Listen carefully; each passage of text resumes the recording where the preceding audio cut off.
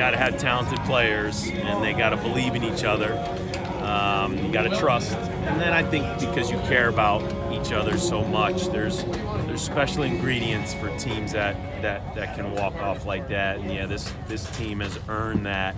And I think every time you do it, it's kind of fitting. You do it the first game of the year, and then the trust and the belief just continues to grow and grow and grow. And it doesn't give you a pass for not playing good, thinking you can always pull it out at the end. But man, it is nice to have in your back pocket. When you make a couple mistakes like you guys did in the ninth inning, do you even have to say anything? They know, don't they? Yeah, I was probably more frustrated that Kamayu tried to make it up on defense. When he's such a good baseball player, and he tried to force a good bunt by their guy, and it's one of those games where as a coach, man, I can do a better job coaching and we can get better. Like we definitely got their attention on areas that we have to improve in. But there's a certain way that we play, and you kind of have to live and die with it. But give both pitching staffs a lot of credit tonight. And that's you don't see a lot of college baseball games that well pitched, that well played, that low scoring, and you felt like it was going to be a close one as the game kept going on. Kind of building off that, with it being a midweek game and being such a low score, when you were scouting Kentucky, was that something that you kind of had in the back of your mind which could happen? Well, yeah, I mean, their pitching numbers are very good again. They've been good the past few years. And their offense is very pesky. They're gonna bunt, they're gonna steal, and if you don't play clean, they'll put a crooked number up on you. So we played a few teams similar to them. And so, thought we were maybe a little tight, or we pressed, or we maybe tried too hard. But then again, I don't want to take anything away from their guys that played really well. Tucker's kind of had his struggles this year, but how big was that for him to come in and throw like that? That's huge. We talk about trust. I think Tucker should know how much we trust him and believe in him and want him to have success. But like I said, give our pitching staff a lot of credit, man. They pitched really well, and even some of the jams that we were in, man, we made some good pitches, and we keep getting better. I feel like our pitching staff keeps getting better, and there was obviously a handful of guys that didn't pitch tonight, but we had a few more guys ready to go if need be. Jake, a big hit there in that inning, but then Eddie comes up and walks it off. Two guys that you don't mind having in that situation. Yeah, I mean, again, when you talk about the walk-offs, right, is Jake Monroe seems to be in the middle of a lot of them.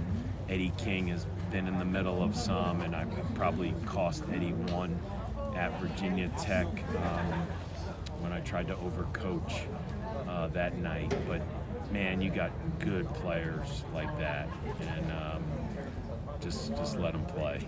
Just let them play. You said you need to get better.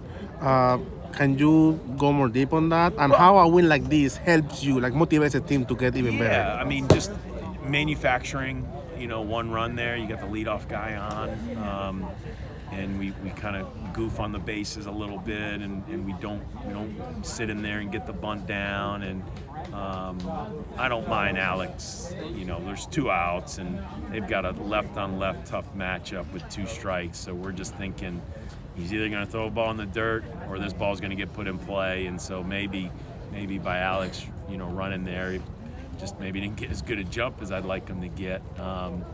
So you feel like you have their attention now when you do bunt defense, and you do the first and thirds, and the things you do in practice. These are the type of teams you're preparing for. How special is to beat Kentucky and again? I think it's big. I mean, it's we always say forget the records. I mean, they're still a really good team.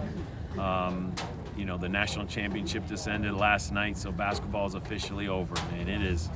In this state, it is now baseball season, for our fan bases. So it's kind of ironic that we play them, less than 24 hours when the hoop season ends.